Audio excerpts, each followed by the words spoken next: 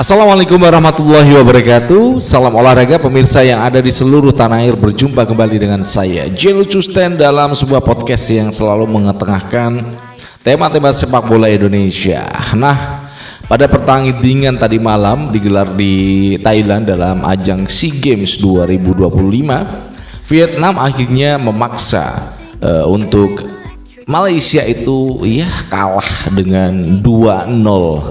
Nah, ini tentu saja membuka peluang untuk timnas Indonesia yang nanti pada pukul 18.00 waktu Indonesia Barat akan menghadapi partai hidup mati. Akankah timnas Indonesia U22 ini mampu mematahkan Myanmar dengan skor yang cukup telak? Itu tergantung bagaimana nanti Coach Indra Safri mampu meredam apapun yang ada dalam banyak hal yang ada di hati dan pikiran anak-anak asuhnya di timnas U22. Namun sebelumnya berikan like dan subscribe pada channel ini untuk mendukung kita menuju 100.000 subscribers. Tentu saja dengan Anda melakukan like dan subscribe itu akan terhubung dengan konten-konten kita setiap hari. Terima kasih yang udah mendukung kita. Kita udah di 10.000 ya, dan sebentar lagi kita akan menuju 100.000. Dan jangan lupa untuk berikan kritikan dan saran untuk PSSI, Federasi Sepak Bola Indonesia, dan juga Erick Thohir selaku Ketua Umum PSSI. Nah, rekan-rekan semuanya, pada nanti malam itu pertandingan yang cukup penting untuk timnas U22.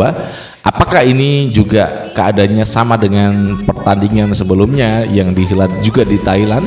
Bagaimana timnas U22 tidak ada supporter timnas Indonesia sama sekali kok. Saya lihat di tribun penonton hanya supporter dari Filipina. Nah, itu juga rekan-rekan semuanya bisa melihat bagaimana saya juga melihat 90 menit pertandingan antara timnas Indonesia melawan Filipina dan kita kalah 1-0. Nah, ini masih ada peluang setelah Malaysia ini dikalahkan oleh Vietnam dengan gol 2 gol yang dicetak oleh pemain-pemain Vietnam, dan ini tentu saja membuka peluang yang cukup besar buat Indonesia lolos ke semifinal. Nah, bagaimana nasib perasaan ataupun mental psikologi yang dialami para pemain? Ya, saya di sini ingin mengedepankan rekan-rekan semuanya, pemain-pemain itu adalah aset.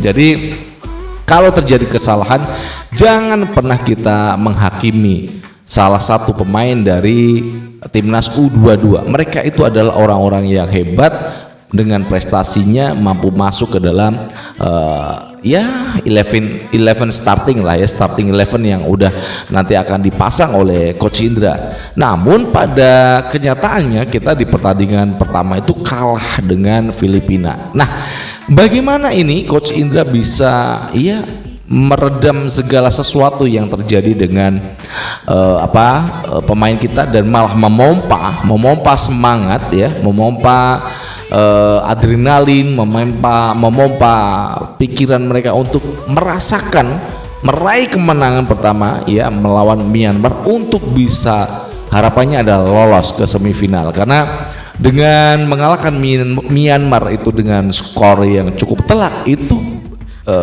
peluang kita ke semifinal itu cukup terbuka lebar dengan sebagai runner up terbaik di turnamen SEA Games 2025 ini. Sementara Filipina udah lolos, Thailand juga udah, ini Vietnam juga udah, ditentukan satu runner up terbaik. Apakah Indonesia bisa mengantarkan dirinya sendiri ya, tergantung nanti skema. Nah, ini pertanyaannya adalah kemarin saat melawan Filipina, banyak rekan-rekan yang netizen yang di komentar saya mengatakan, "Bung, Anda itu paham bola nggak? Saya itu mantan pemain bola, usia saya udah 42 tahun. Jadi saya dulu main bola umur 19 saya cedera mau seleksi untuk Prapon Jawa Tengah ya. Kemudian ya udah, akhirnya karena keterpaksaan saya cedera dan harus masuk ke ruang operasi, di sanalah saya harus turun dan nggak menghilangkan sepak bola dalam diri saya selamanya itu ya. Dan ini begini rekan-rekan semuanya, Coach Indra itu kemarin sudah bagus, Karena apa? Rangkaian umpan-umpan yang dilancarkan, yang dimainkan anak-anak udah bagus ya. Bagaimana Ivar Jenner bisa memobilisasi lini tengah dengan cukup bagus ya. Dan ini adalah kemajuan buat seorang Indra Safri. Catat ya, ini adalah langkah yang ya kemajuan yang cukup luar biasa, karena kita melihat perubahan ini sangat dramatis. Karena biasanya dia memaksa untuk pemain-pemain yang bisa melakukan running ya. Ada Arjuna di sana, Raihan Hanan, kemudian ada siapa lagi tuh ya, Donitri ya. Itu pasti akan melakukan soloran, menggiring bola. Rafael Struijk, nah kemarin itu hanya pada Rafael Struijk itu yang bisa kita saksikan dalam 90 menit itu ya. Dan mudah-mudahan setelah mereka kalah dari Filipina itu belajar dari seorang Indra Safri harus benar-benar bisa. Yang pertama adalah dilakukan bagaimana memompa mental anak-anak itu untuk tumbuh kembali ya. Kemudian memompa pikiran mereka untuk juga menata ulang untuk mereka bisa lolos. Nah, kemarin juga banyak yang berkomentar kalau kalah itu senang banget. Iya, gini guys. Saya ingin meralat ya, bagaimana kalau kekalahan itu diderita oleh timnas. Itu dampaknya pada psikologi pemain, bukan pelatih, bukan. Pelatih mah dipecat udah biasa, dia akan melatih tim-tim lain. Namun kalau pemain itu akan menghancurkan psikologi mental yang dimiliki seorang pemain, baik itu kiper hingga striker. Nah, mudah-mudahan nanti malam itu Coach Indra ini benar-benar berhasil ya, menaikkan semangat ya, menaikkan pikiran anak-anak itu untuk meraih sesuatu yang memang harusnya bisa diraih saat lawan Filipina, dan di sini akan dibuktikan lawan Myanmar. Itu harapan kita semuanya.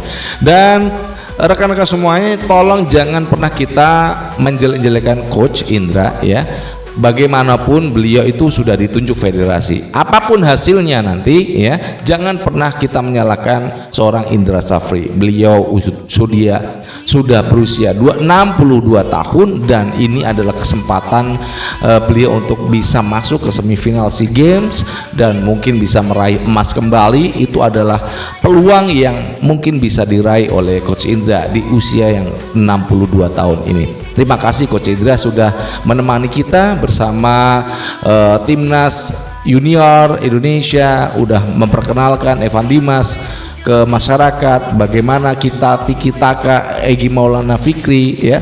Dan itu adalah sebuah perjalanan dari seorang Coach Indra bersama timnas Indonesia, meskipun banyak hal yang dikritik oleh masyarakat Indonesia.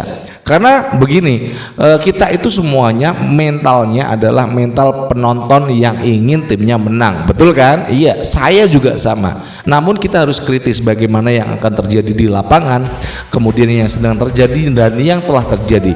Kalau toh hasilnya itu kurang memuaskan bagi kita, ya udah, kita akan kritik federasi karena memilih pelatih yang mungkin tidak sesuai dengan usia yang dia asuh ya. Contoh, ini pemain yang berada di usia 22, ada 19, 20 tahun, 21. Nah, ini kan repot juga kalau anak-anak ini malah mentalnya down. Mereka ini pemain profesional, Ivar Jenner, Dion Max, kemudian Mauro Zilstra dan lain sebagainya. Ini mereka adalah pemain-pemain profesional yang akan terus menentukan karirnya ke depan di klubnya masing-masing. Mudah-mudahan keberuntungan selalu diraih oleh Coach Indra ya. Mudah-mudahan, dan apapun yang terjadi, kalau toh itu kita gak berhasil masuk semifinal, kesalahan harus ditimpakan bukan pada coach, namun pada federasi PSSI yang bertanggung jawab atas penunjukan pelatih yang menyebabkan kita nanti misal ya nggak masuk semifinal. Demikian yang bisa saya sampaikan kepada Anda semuanya, dan mohon maaf apabila perkataan saya hari ini cukup mungkin membuat Anda agak sedikit gimana gitu ya. Namun saya terdorong begini mengucapkannya adalah jangan pernah kita menyalahkan pemain, jangan pernah kita menyalahkan coach. Kita salahkan, titik temunya adalah pada Federasi Sepak Bola Indonesia. Dari Jakarta, saya Jelu Custen mengucapkan wassalamualaikum warahmatullahi wabarakatuh. Salam olahraga and ciao.